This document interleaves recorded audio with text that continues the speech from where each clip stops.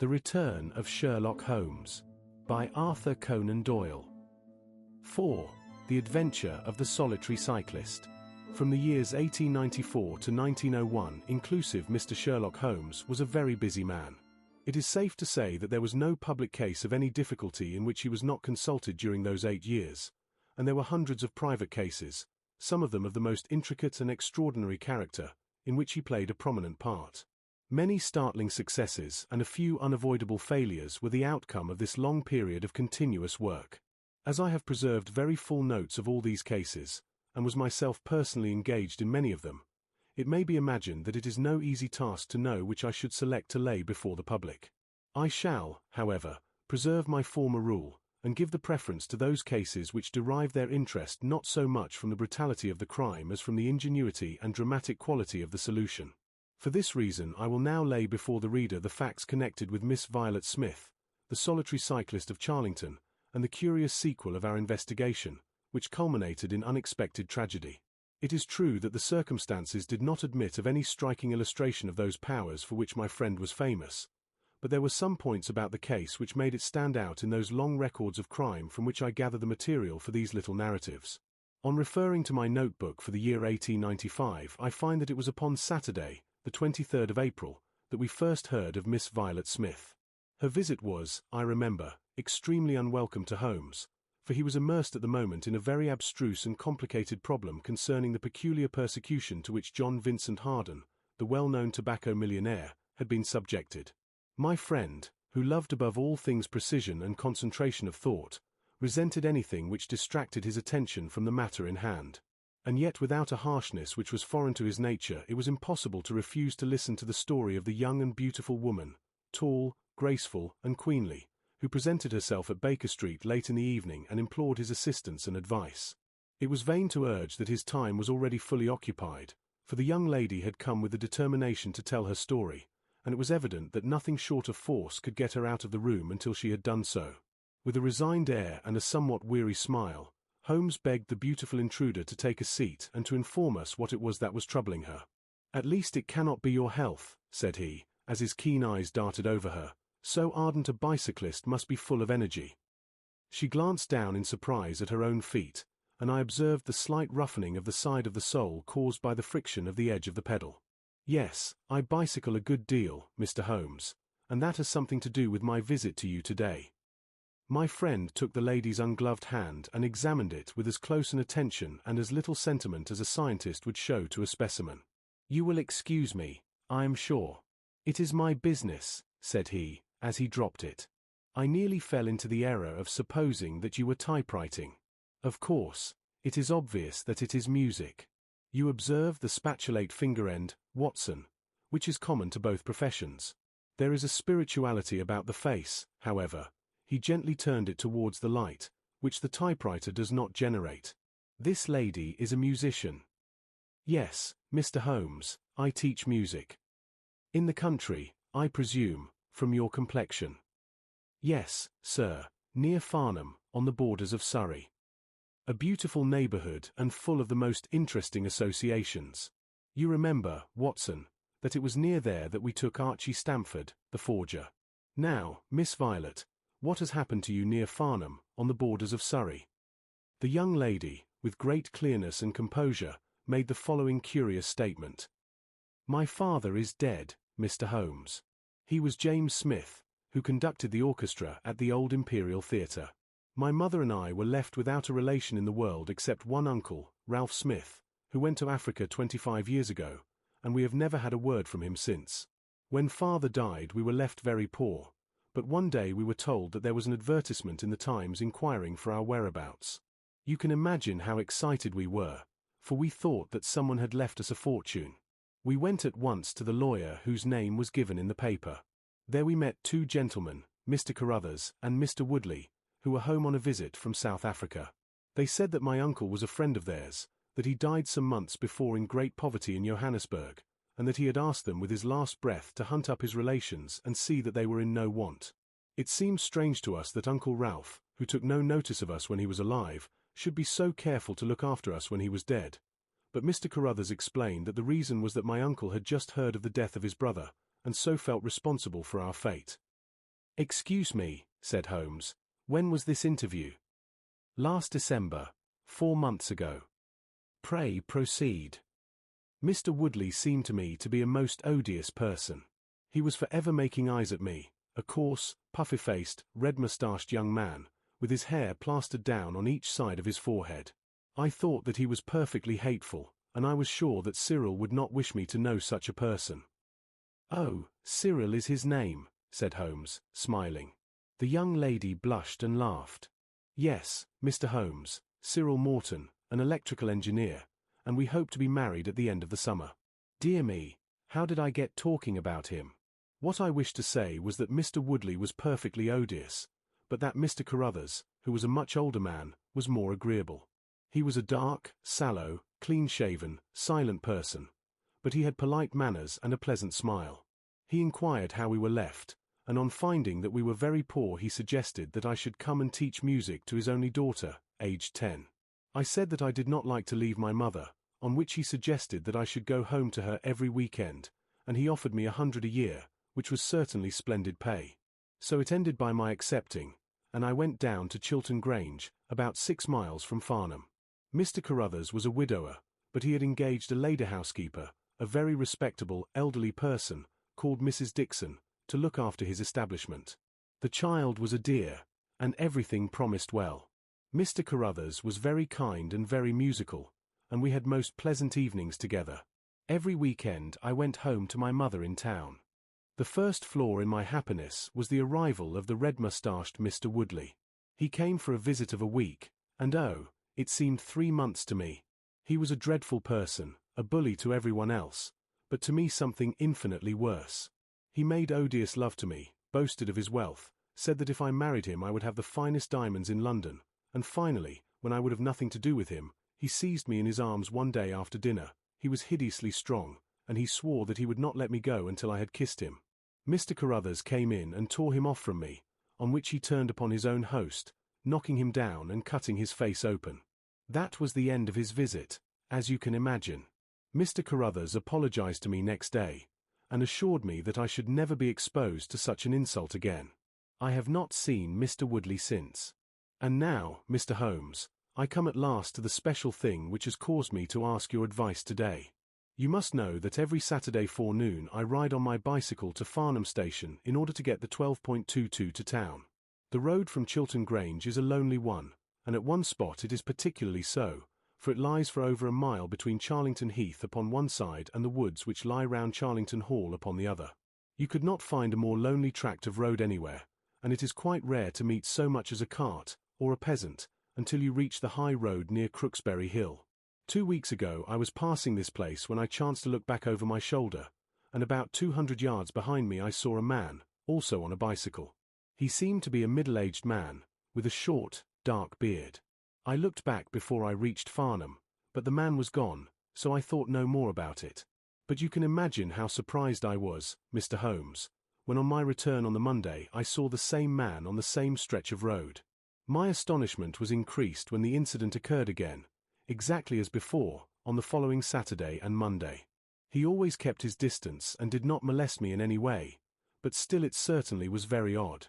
I mentioned it to Mr. Carruthers, who seemed interested in what I said, and told me that he had ordered a horse and trap, so that in future I should not pass over these lonely roads without some companion.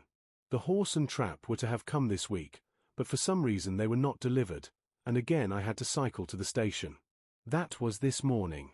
You can think that I looked out when I came to Charlington Heath, and there, sure enough, was the man, exactly as he had been the 2 weeks before.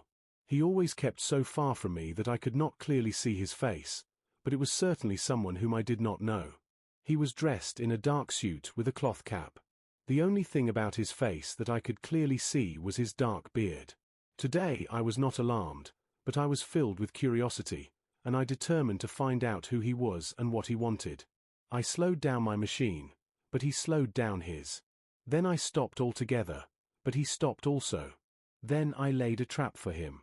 There is a sharp turning of the road, and I pedalled very quickly round this, and then I stopped and waited. I expected him to shoot round and pass me before he could stop. But he never appeared. Then I went back and looked round the corner. I could see a mile of road, But he was not on it. To make it the more extraordinary, there was no side road at this point down which he could have gone. Holmes chuckled and rubbed his hands. "This case certainly presents some features of its own," said he. "How much time elapsed between your turning the corner and your discovery that the road was clear?" 2 or 3 minutes. "Then he could not have retreated down the road, and you say that there are no side roads?" "None." "Then he certainly took a footpath on one side or the other." "It could not have been on the side of the heath, or I should have seen him." So by the process of exclusion we arrive at the fact that he made his way towards Charlington Hall, which, as I understand, is situated in its own grounds on one side of the road. "Anything else?" "Nothing, Mr. Holmes, save that I was so perplexed that I felt I should not be happy until I had seen you and had your advice." Holmes sat in silence for some little time. "Where is the gentleman to whom you are engaged?" he asked, at last. "He is in the Midland Electrical Company, at Coventry. He would not pay you a surprise visit." "Oh, Mr. Holmes. As if I should not know him. Have you had any other admirers?" "Several before I knew Cyril." "And since?" "There was this dreadful man, Woodley, if you can call him an admirer." "No one else?" Our fair client seemed a little confused. "Who was he?" asked Holmes. "Oh, it may be a mere fancy of mine, but it has seemed to me sometimes that my employer, Mr. Carruthers, takes a great deal of interest in me. We are thrown rather together. I play his accompaniments in the evening. He has never said anything. He is a perfect gentleman. But a girl always knows." "Ha!" Holmes looked grave. "What does he do for a living?" "He is a rich man." "No carriages or horses?" "Well, at least he is fairly well-to-do. But he goes into the city 2 or 3 times a week. He is deeply interested in South African gold shares." "You will let me know any fresh development, Miss Smith. I am very busy just now, but I will find time to make some inquiries into your case. In the meantime, take no step without letting me know. Goodbye, and I trust that we shall have nothing but good news from you." "It is part of the settled order of nature that such a girl should have followers," said Holmes, as he pulled at his meditative pipe, "but for choice not on bicycles in lonely country roads. Some secretive lover, beyond all doubt. But there are curious and suggestive details about the case, Watson." "That he should appear only at that point." "Exactly. Our first effort must be to find who are the tenants of Charlington Hall.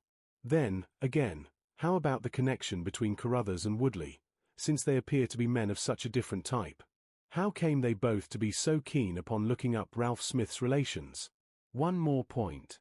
What sort of a menage is it which pays double the market price for a governess, but does not keep a horse although 6 miles from the station? Odd, Watson, very odd." "You will go down." "No, my dear fellow, you will go down. This may be some trifling intrigue, and I cannot break my other important research for the sake of it. On Monday you will arrive early at Farnham. You will conceal yourself near Charlington Heath. You will observe these facts for yourself, and act as your own judgment advises. Then, having inquired as to the occupants of the hall, you will come back to me and report. And now, Watson, not another word of the matter until we have a few solid stepping stones on which we may hope to get across to our solution." We had ascertained from the lady that she went down upon the Monday by the train which leaves Waterloo at 9:50, so I started early and caught the 9:13. At Farnham Station I had no difficulty in being directed to Charlington Heath. It was impossible to mistake the scene of the young lady's adventure, for the road runs between the open heath on one side and an old yew hedge upon the other, surrounding a park which is studded with magnificent trees. There was a main gateway of lichen-studded stone, each side pillar surmounted by mouldering heraldic emblems. But besides this central carriage drive I observed several points where there were gaps in the hedge and paths leading through them. The house was invisible from the road, but the surroundings all spoke of gloom and decay. The heath was covered with golden patches of flowering gorse, gleaming magnificently in the light of the bright spring sunshine. Behind one of these clumps I took up my position, so as to command both the gateway of the hall and a long stretch of the road upon either side. It had been deserted when I left it, but now I saw a cyclist riding down it from the opposite direction to that in which I had come. He was clad in a dark suit, and I saw that he had a black beard. On reaching the end of the Charlington grounds, he sprang from his machine and led it through a gap in the hedge, disappearing from my view. A quarter of an hour passed, and then a second cyclist appeared. This time it was the young lady coming from the station. I saw her look about her as she came to the Charlington hedge. An instant later the man emerged from his hiding place, sprang upon his cycle, and followed her. In all the broad landscape those were the only moving figures, the graceful girl sitting very straight upon her machine, and the man behind her bending low over his handlebar, with a curiously furtive suggestion in every movement. She looked back at him and slowed her pace. He slowed also. She stopped. He at once stopped too, keeping 200 yards behind her. Her next movement was as unexpected as it was spirited. She suddenly whisked her wheels round and dashed straight at him. He was as quick as she, however, and darted off in desperate flight. Presently she came back up the road again, her head haughtily in the air, not deigning to take any further notice of her silent attendant. He had turned also, and still kept his distance until the curve of the road hid them from my sight. I remained in my hiding place, and it was well that I did so, for presently the man reappeared cycling slowly back. He turned in at the hall gates and dismounted from his machine. For some few minutes I could see him standing among the trees. His hands were raised and he seemed to be settling his necktie. Then he mounted his cycle and rode away from me down the drive towards the hall. I ran across the heath and peered through the trees. Far away I could catch glimpses of the old grey building with its bristling Tudor chimneys, but the drive ran through a dense shrubbery, and I saw no more of my man. However, it seemed to me that I had done a fairly good morning's work, and I walked back in high spirits to Farnham. The local house agent could tell me nothing about Charlington Hall, and referred me to a well-known firm in Pall Mall. There I halted on my way home, and met with courtesy from the representative. No, I could not have Charlington Hall for the summer. I was just too late. It had been let about a month ago. Mr. Williamson was the name of the tenant. He was a respectable elderly gentleman. The polite agent was afraid he could say no more, as the affairs of his clients were not matters which he could discuss. Mr. Sherlock Holmes listened with attention to the long report which I was able to present to him that evening, but it did not elicit that word of curt praise which I had hoped for and should have valued. On the contrary, his austere face was even more severe than usual as he commented upon the things that I had done and the things that I had not. Your hiding place, my dear Watson, was very faulty. You should have been behind the hedge, then you would have had a close view of this interesting person. As it is, you are some hundreds of yards away, and can tell me even less than Miss Smith. She thinks she does not know the man. I am convinced she does. Why, otherwise, should he be so desperately anxious that she should not get so near him as to see his features? You describe him as bending over the handlebar. Concealment again, you see. You really have done remarkably badly. He returns to the house and you want to find out who he is. You come to a London house agent. What should I have done? I cried, with some heat. Gone to the nearest public house. That is the centre of country gossip. They would have told you every name, from the master to the scullery maid. Williamson. It conveys nothing to my mind. If he is an elderly man, he is not this active cyclist who sprints away from that athletic young lady's pursuit. What have we gained by your expedition? The knowledge that the girl's story is true. I never doubted it. That there is a connection between the cyclist and the hall. I never doubted that either. That the hall is tenanted by Williamson. Who's the better for that? Well, well, my dear sir, don't look so depressed. We can do little more until next Saturday, and in the meantime I may make one or two inquiries myself. Next morning we had a note from Miss Smith, recounting shortly and accurately the very incidents which I had seen, but the pith of the letter lay in the postscript. I am sure that you will respect my confidence, Mr. Holmes, when I tell you that my place here has become difficult owing to the fact that my employer has proposed marriage to me. I am convinced that his feelings are most deep and most honourable. At the same time my promise is, of course, given. He took my refusal very seriously, but also very gently. You can understand, however, that the situation is a little strained.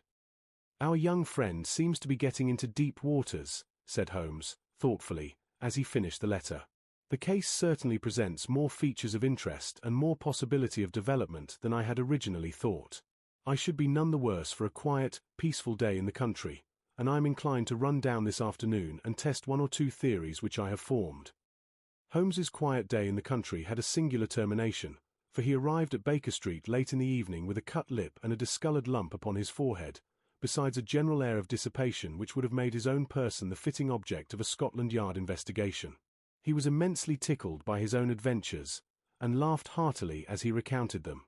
"I get so little active exercise that it is always a treat," said he. "You are aware that I have some proficiency in the good old British sport of boxing. Occasionally it is of service. Today, for example, I should have come to very ignominious grief without it." I begged him to tell me what had occurred. "I found that country pub which I had already recommended to your notice, and there I made my discreet inquiries. I was in the bar, and a garrulous landlord was giving me all that I wanted. Williamson is a white-bearded man, and he lives alone with a small staff of servants at the Hall. There is some rumour that he is or has been a clergyman, but one or two incidents of his short residence at the Hall struck me as peculiarly unecclesiastical. I have already made some inquiries at a clerical agency, and they tell me that there was a man of that name in orders whose career has been a singularly dark one. The landlord further informed me that there are usually weekend visitors, a warm lot, sir, at the Hall, and especially one gentleman with a red moustache, Mr. Woodley by name, who was always there. We had got as far as this when who should walk in but the gentleman himself, who had been drinking his beer in the tap-room and had heard the whole conversation. Who was I? What did I want? What did I mean by asking questions? He had a fine flow of language, and his adjectives were very vigorous. He ended a string of abuse by a vicious backhander which I failed to entirely avoid. The next few minutes were delicious. It was a straight left against a slogging ruffian. I emerged as you see me. Mr. Woodley went home in a cart. So ended my country trip, and it must be confessed that, however enjoyable, my day on the Surrey border has not been much more profitable than your own." The Thursday brought us another letter from our client. "You will not be surprised, Mr. Holmes," said she, "to hear that I am leaving Mr. Carruthers's employment. Even the high pay cannot reconcile me to the discomforts of my situation. On Saturday I come up to town, and I do not intend to return. Mr. Carruthers has got a trap, and so the dangers of the lonely road, if there ever were any dangers, are now over. As to the special cause of my leaving, it is not merely the strained situation with Mr. Carruthers, but it is the reappearance of that odious man, Mr. Woodley. He was always hideous, but he looks more awful than ever now, for he appears to have had an accident and he is much disfigured. I saw him out of the window, but I am glad to say I did not meet him. He had a long talk with Mr. Carruthers, who seemed much excited afterwards. Woodley must be staying in the neighbourhood, for he did not sleep here, and yet I caught a glimpse of him again this morning slinking about in the shrubbery. I would sooner have a savage wild animal loose about the place. I loathe and fear him more than I can say. How can Mr. Carruthers endure such a creature for a moment? However, all my troubles will be over on Saturday." "So I trust, Watson, so I trust," said Holmes, gravely. "There is some deep intrigue going on round that little woman, and it is our duty to see that no one molests her upon that last journey. I think, Watson, that we must spare time to run down together on Saturday morning, and make sure that this curious and inconclusive investigation has no untoward ending. I confess that I had not up to now taken a very serious view of the case, which had seemed to me rather grotesque and bizarre than dangerous. That a man should lie in wait for and follow a very handsome woman is no unheard of thing, and if he had so little audacity that he not only dared not address her, but even fled from her approach, he was not a very formidable assailant. The ruffian Woodley was a very different person, but, except on one occasion, he had not molested our client, and now he visited the house of Carruthers without intruding upon her presence. The man on the bicycle was doubtless a member of those week-end parties at the Hall of which the publican had spoken, but who he was or what he wanted was as obscure as ever. It was the severity of Holmes's manner and the fact that he slipped a revolver into his pocket before leaving our rooms which impressed me with the feeling that tragedy might prove to lurk behind this curious train of events.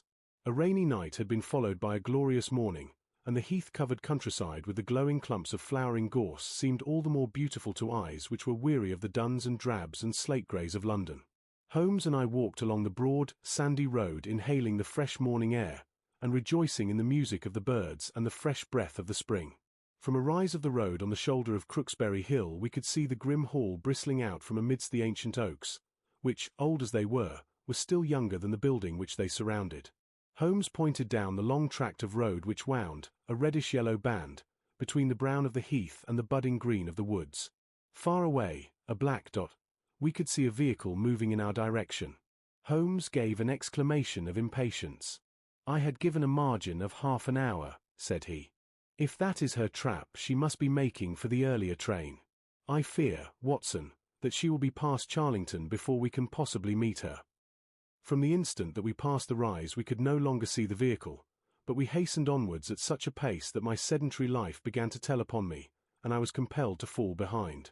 Holmes, however, was always in training, for he had inexhaustible stores of nervous energy upon which to draw. His springy step never slowed until suddenly, when he was 100 yards in front of me, he halted, and I saw him throw up his hand with a gesture of grief and despair. At the same instant an empty dog-cart, the horse cantering, the reins trailing, appeared round the curve of the road and rattled swiftly towards us. "Too late, Watson, too late," cried Holmes, as I ran panting to his side. "Fool that I was not to allow for that earlier train. It's abduction, Watson, abduction. Murder. Heaven knows what. Block the road. Stop the horse. That's right. Now, jump in, and let us see if I can repair the consequences of my own blunder." We had sprung into the dog-cart, and Holmes, after turning the horse, gave it a sharp cut with the whip, and we flew back along the road. As we turned the curve, the whole stretch of road between the hall and the heath was opened up. I grasped Holmes's arm. "That's the man," I gasped. A solitary cyclist was coming towards us. His head was down and his shoulders rounded as he put every ounce of energy that he possessed onto the pedals. He was flying like a racer. Suddenly he raised his bearded face, saw us close to him, and pulled up, springing from his machine. That coal-black beard was in singular contrast to the pallor of his face, and his eyes were as bright as if he had a fever. He stared at us and at the dog-cart.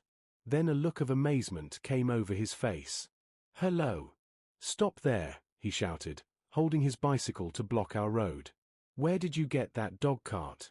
Pull up, man," he yelled, drawing a pistol from his side pocket.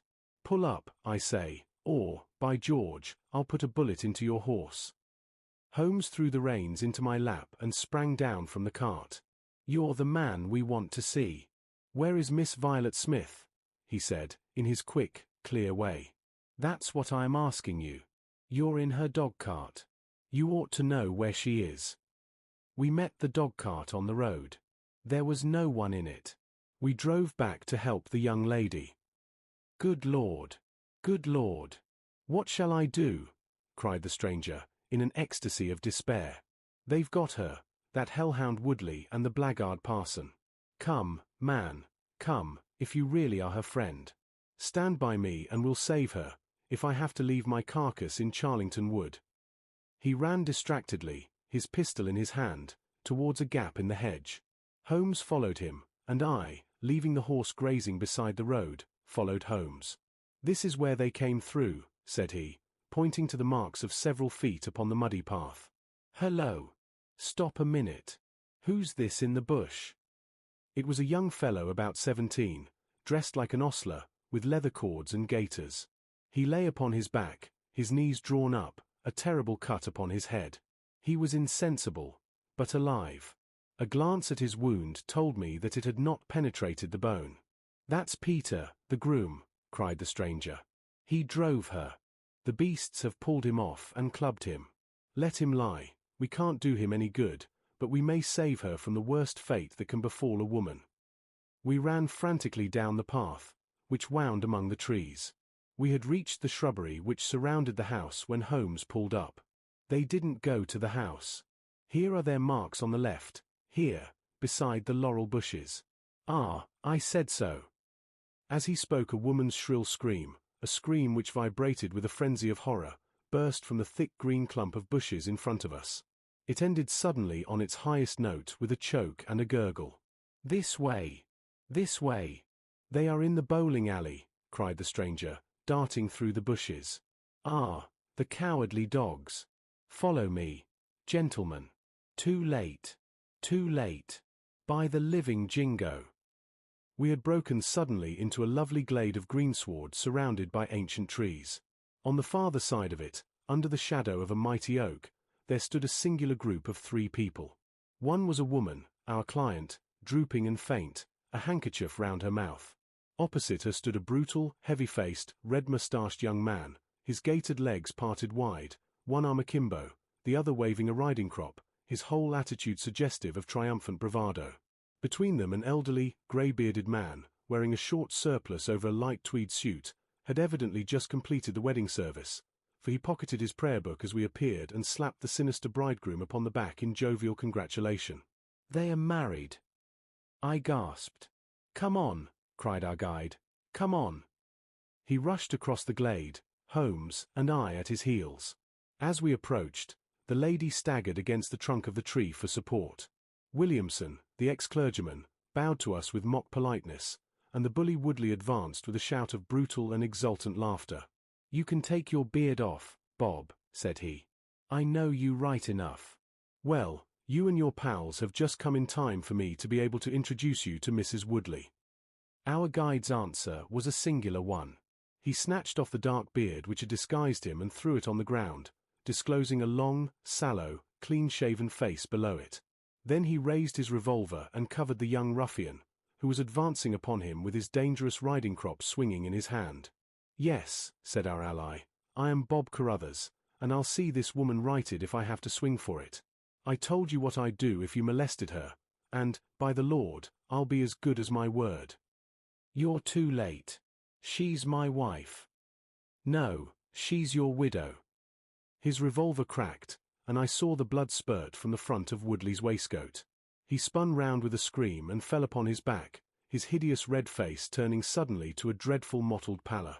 The old man, still clad in his surplice, burst into such a string of foul oaths as I have never heard, and pulled out a revolver of his own, but before he could raise it he was looking down the barrel of Holmes's weapon. "Enough of this," said my friend, coldly. "Drop that pistol. Watson, pick it up. Hold it to his head. Thank you. You, Carruthers, give me that revolver. We'll have no more violence. Come, hand it over." "Who are you, then?" "My name is Sherlock Holmes." "Good Lord. You have heard of me, I see. I will represent the official police until their arrival. Here, you," he shouted to a frightened groom who had appeared at the edge of the glade. "Come here. Take this note as hard as you can ride to Farnham." He scribbled a few words upon a leaf from his notebook. "Give it to the superintendent at the police station. Until he comes I must detain you all under my personal custody." The strong, masterful personality of Holmes dominated the tragic scene, and all were equally puppets in his hands. Williamson and Carruthers found themselves carrying the wounded Woodley into the house, and I gave my arm to the frightened girl. The injured man was laid on his bed, and at Holmes's request I examined him. I carried my report to where he sat in the old tapestry-hung dining room with his 2 prisoners before him. "He will live," said I. "What?" cried Carruthers, springing out of his chair. "I'll go upstairs and finish him first. Do you tell me that that girl, that angel, is to be tied to roaring Jack Woodley for life?" "You need not concern yourself about that," said Holmes. "There are 2 very good reasons why she should under no circumstances be his wife. In the first place, we are very safe in questioning Mr. Williamson's right to solemnize a marriage." "I have been ordained," cried the old rascal, "and also unfrocked." "Once a clergyman, always a clergyman." "I think not. How about the license?" "We had a license for the marriage. I have it here in my pocket." "Then you got it by a trick. But in any case a forced marriage is no marriage, but it is a very serious felony, as you will discover before you have finished. You'll have time to think the point out during the next 10 years or so, unless I am mistaken. As to you, Carruthers, you would have done better to keep your pistol in your pocket." "I begin to think so, Mr. Holmes, but when I thought of all the precaution I had taken to shield this girl, for I loved her, Mr. Holmes, and it is the only time that ever I knew what love was, It fairly drove me mad to think that she was in the power of the greatest brute and bully in South Africa, a man whose name is a holy terror from Kimberley to Johannesburg. Why, Mr. Holmes, you'll hardly believe it, but ever since that girl has been in my employment I never once let her go past this house, where I knew these rascals were lurking, without following her on my bicycle just to see that she came to no harm. I kept my distance from her, and I wore a beard so that she should not recognize me, for she is a good and high-spirited girl, and she wouldn't have stayed in my employment long if she had thought that I was following her about the country roads. Why didn't you tell her of her danger? Because then, again, she would have left me, and I couldn't bear to face that. Even if she couldn't love me, it was a great deal to me just to see her dainty form about the house, and to hear the sound of her voice. Well, said I, you call that love, Mr. Carruthers, but I should call it selfishness. Maybe the two things go together. Anyhow, I couldn't let her go. Besides, with this crowd about, it was well that she should have someone near to look after her. Then when the cable came I knew they were bound to make a move. What cable? Carruthers took a telegram from his pocket. That's it, said he. It was short and concise. The old man is dead. Said Holmes. I think I see how things worked, and I can understand how this message would, as you say, bring them to a head. But while we wait you might tell me what you can. The old reprobate with the surplice burst into a volley of bad language. By heaven, said he, if you squeal on us, Bob Carruthers, I'll serve you as you served Jack Woodley. You can bleat about the girl to your heart's content, for that's your own affair, but if you round on your pals to this plainclothes copper it will be the worst day's work that ever you did. Your reverence need not be excited, said Holmes, lighting a cigarette. The case is clear enough against you, and all I ask is a few details for my private curiosity. However, if there's any difficulty in your telling me, I'll do the talking, and then you will see how far you have a chance of holding back your secrets.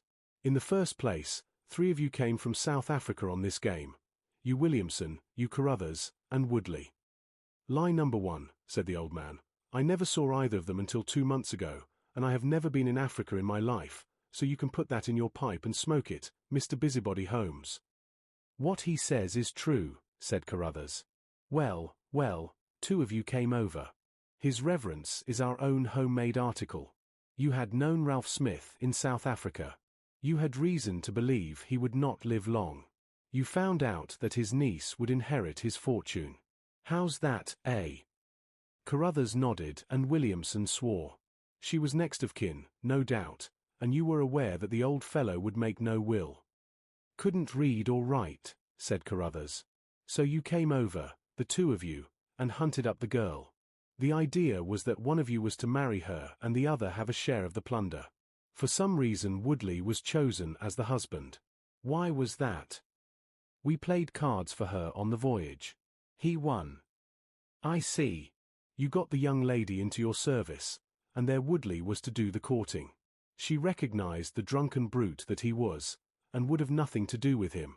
Meanwhile, your arrangement was rather upset by the fact that you had yourself fallen in love with the lady. You could no longer bear the idea of this ruffian owning her. No, by George, I couldn't. There was a quarrel between you. He left you in a rage, and began to make his own plans independently of you. It strikes me, Williamson, there isn't very much that we can tell this gentleman, cried Carruthers, with a bitter laugh. Yes, we quarrelled, and he knocked me down. I am level with him on that, anyhow. Then I lost sight of him. That was when he picked up with this cast padre here. I found that they had set up housekeeping together at this place on the line that she had to pass for the station. I kept my eye on her after that, for I knew there was some devilry in the wind. I saw them from time to time, for I was anxious to know what they were after. 2 days ago Woodley came up to my house with this cable, which showed that Ralph Smith was dead. He asked me if I would stand by the bargain. I said I would not. He asked me if I would marry the girl myself and give him a share. I said I would willingly do so, but that she would not have me. He said, let us get her married first, and after a week or 2 she may see things a bit different. I said I would have nothing to do with violence. So he went off cursing, like the foul-mouthed blackguard that he was, and swearing that he would have her yet. She was leaving me this weekend, and I had got a trap to take her to the station, but I was so uneasy in my mind that I followed her on my bicycle. She had got a start, however, and before I could catch her the mischief was done. The first thing I knew about it was when I saw you two gentlemen driving back in her dog-cart." Holmes rose and tossed the end of his cigarette into the grate. "I have been very obtuse, Watson," said he. "When in your report you said that you had seen the cyclist as you thought arrange his necktie in the shrubbery, that alone should have told me all. However, we may congratulate ourselves upon a curious and in some respects a unique case. I perceive 3 of the county constabulary in the drive, and I am glad to see that the little ostler is able to keep pace with them, so it is likely that neither he nor the interesting bridegroom will be permanently damaged by their morning's adventures. I think, Watson, that in your medical capacity you might wait upon Miss Smith and tell her that if she is sufficiently recovered we shall be happy to escort her to her mother's home. If she is not quite convalescent, you will find that a hint that we were about to telegraph to a young electrician in the Midlands would probably complete the cure. As to you, Mr. Carruthers, I think that you have done what you could to make amends for your share in an evil plot. There is my card, sir, and if my evidence can be of help to you in your trial it shall be at your disposal. In the whirl of our incessant activity it has often been difficult for me, as the reader has probably observed, to round off my narratives, and to give those final details which the curious might expect. Each case has been the prelude to another, and the crisis once over the actors have passed for ever out of our busy lives.